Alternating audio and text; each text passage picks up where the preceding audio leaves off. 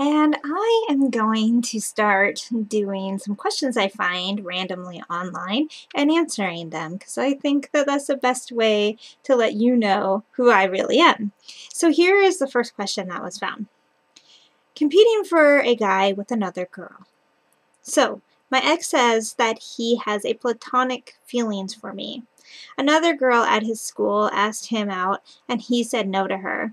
He calls her his friend, but he doesn't talk to her much. She's trying her hardest to look like a badass around him, but I don't think it's working. Apparently, she's not a very good person anyway. If it also makes any difference, he and I are both straight, while the other girl is bisexual. Do I have much of a chance at this point? Well, I'm not really sure what her problem is because she said the boyfriend isn't interested. But as soon as I read that she's bisexual, or the other girl, and said girl who wrote this is straight, I thought, no, you don't got a chance. You do not have a chance.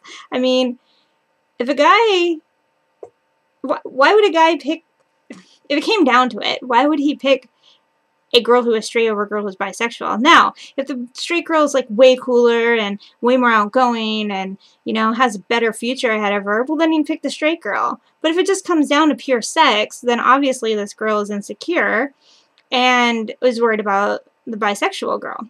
So because she threw that in there at the end, I'm thinking that she's more worried that the boyfriend would venture over to the bisexual girl because she's obviously very insecure about her own sexuality.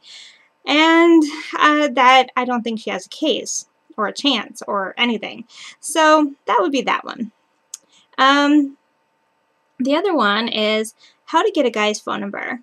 So I had a class with this boy last year, and this year we don't have any. We talked a little bit last year, but nothing too intense.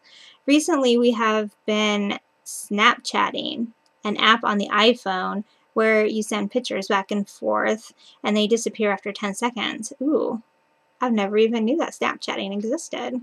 I might have to get me an iPhone. But I think I am starting to like him. I want to text him and have a real conversation with him, but I don't have his number. How do you think I should get his number? And how would I start a conversation with him once I get it? Thank you. I think you just ask. I mean, really, the problem with society is that nobody actually communicates. Nobody says, you suck. Nobody says, hey, I like you.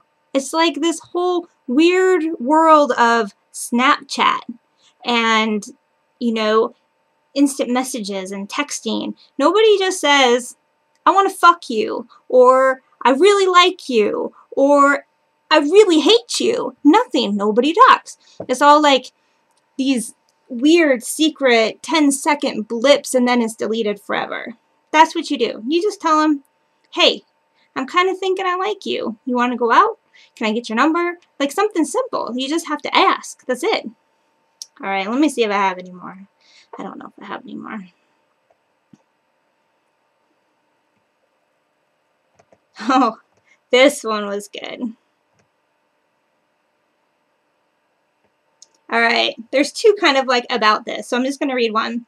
What's a good way to tell your girlfriend to get out of your bed after sex with her without offending her? I just want to be alone after sex and feel uncomfortable when we sleep in the same bed together. Really? The fuck is wrong with you? I mean, I get the not like cuddling thing, but when you sleep with somebody, which is extremely intimate, and then you're like, oh, just leave. I don't even want you around. Dude, you are not going to have a solid relationship ever, and you are not going to be a good dick to hump. You're just not. Because any girl with the right mind would leave you. I mean, it's just retarded that you would even be so inconsiderate of somebody else that you just slept with, that you'd be like, she needs to be out of my bed. There was a question right after that. Exactly the same thing. And you're like, really? You guys are dipshits. Like, maybe you should just do, like, maybe sexting, since you don't want any human contact anyway.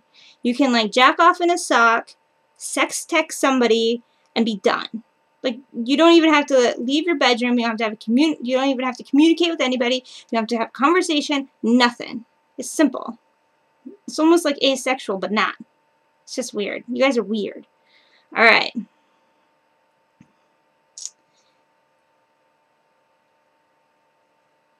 This one says, how much do you think a guy needs to earn per year to attract a true trophy wife?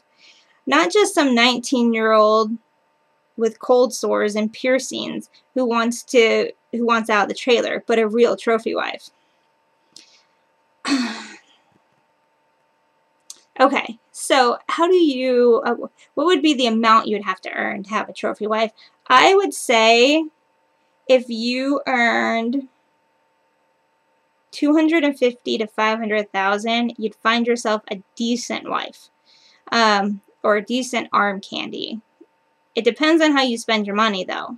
I mean, if you're going to blow your money and not have any to spend on her, you're not going to keep her.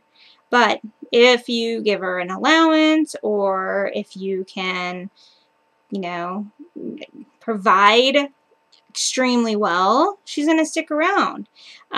There's beautiful women that are not in the trophy wife category as far as money-wise, and they're beautiful, great wives to be on your arm too. But if you're looking for somebody who wants to be a trophy wife, I would say $500,000 pretty solid, because you have to be able to spend it wisely. You have to be able to take the trips. You have to be able to have the cars.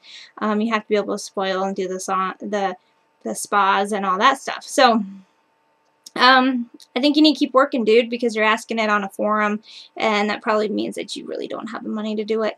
So, okay, for now, that's Abby. And look for my commentary next time on these crazy questions that this world asks. Night.